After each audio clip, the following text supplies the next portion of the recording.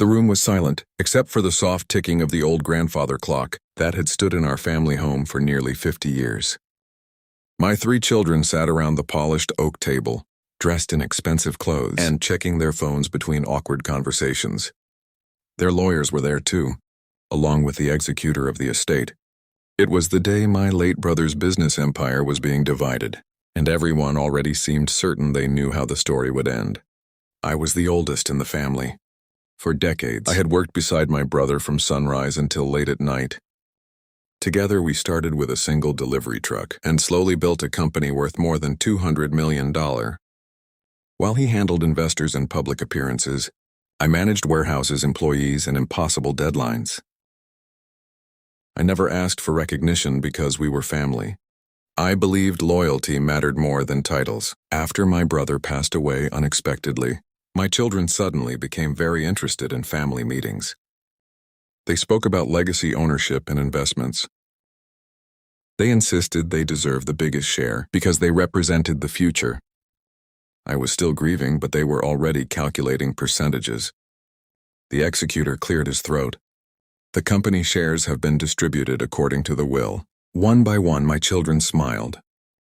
My oldest son received assets worth nearly $12 million. My younger son inherited commercial properties, valued at over $10 million.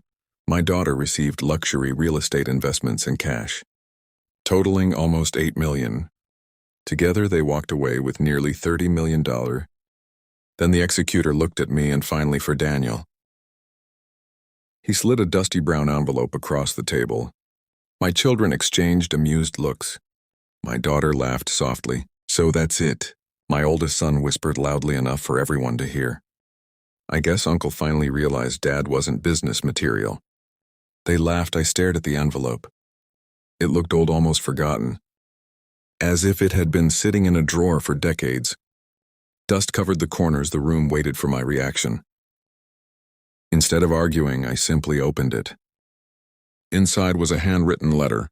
The handwriting instantly brought tears to my eyes. It was my brother's "Dear Daniel, if you're reading this, then everyone has already received exactly what they were expecting. They believe money is the greatest inheritance. You know better. Please follow the instructions inside before making any assumptions." Behind the letter was a small brass key. No explanation, just one address. A storage warehouse on the edge of town. Everyone looked confused. My son smirked seriously. "Uncle left you a storage unit." Even the lawyers couldn't hide their curiosity. I quietly folded the letter, placed the key in my pocket, thanked the executor, and left. None of my children offered to come with me. They were too busy celebrating their newfound wealth. The next morning, I drove to the warehouse. The manager immediately recognized the key. "I've been waiting years for someone to bring this." He led me through endless rows of storage doors until we reached Unit 114. The lock clicked open. The lights flickered on. Inside wasn't furniture, it wasn't old boxes. It was an office, a complete office.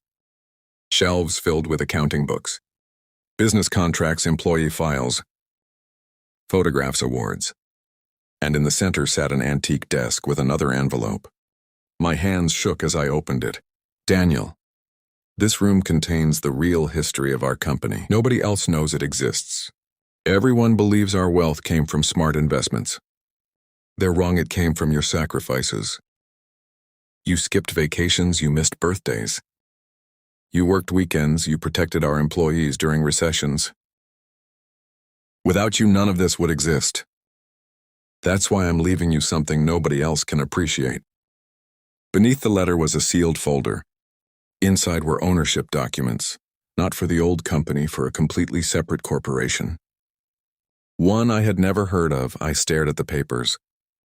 The company owned manufacturing facilities across 4 states, distribution centers, patents. International contracts, estimated value over $180 million.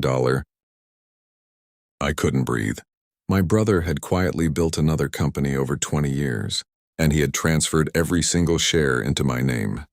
There was one condition. I had complete authority to decide whether my children would ever receive anything from it. I sat alone for nearly an hour. Not because of the money, because of the trust.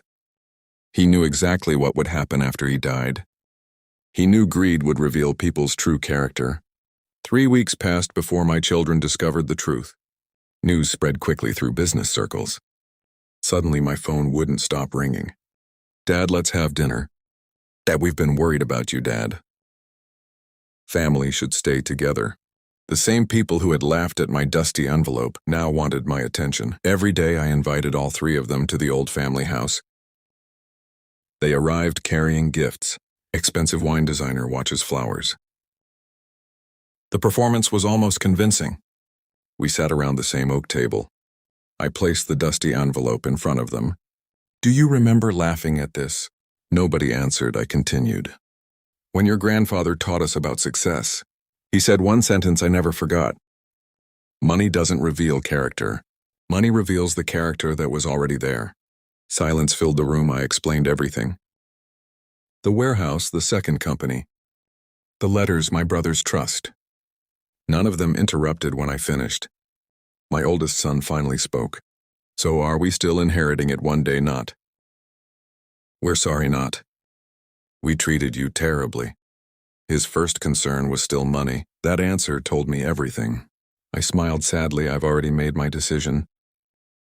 Their eyes lit up. I slid another folder across the table. Inside were documents establishing a charitable foundation. The majority of the company would fund scholarships for children whose parents couldn't afford education. Another portion would provide health care for retired workers who had spent decades building businesses but were forgotten after retirement. Long-time employees received ownership shares. Managers who stayed loyal through difficult years became partners. Every person who had quietly helped to succeed was rewarded. My children, they each received $1. Exactly, enough to ensure they could never claim they had been forgotten. My daughter burst into tears. My younger son became angry. My oldest son accused me of destroying the family. I calmly looked at each of them. "No, you destroyed this family. The moment you believed love could be measured in millions." They left without another word. Months later, something unexpected happened. My youngest son returned alone. No lawyers, no financial advisors. He simply knocked on my front door. "I don't want money anymore. I just want another chance to know my father." For the first time in years, I believed him. Real change never begins with a bank account. It begins with humility today. The foundation has helped thousands of families. Former employees mentor young entrepreneurs. Scholarships have changed countless lives. The company continues to grow under leaders who value people before profits. As for the dusty envelope, it still sits on my bookshelf.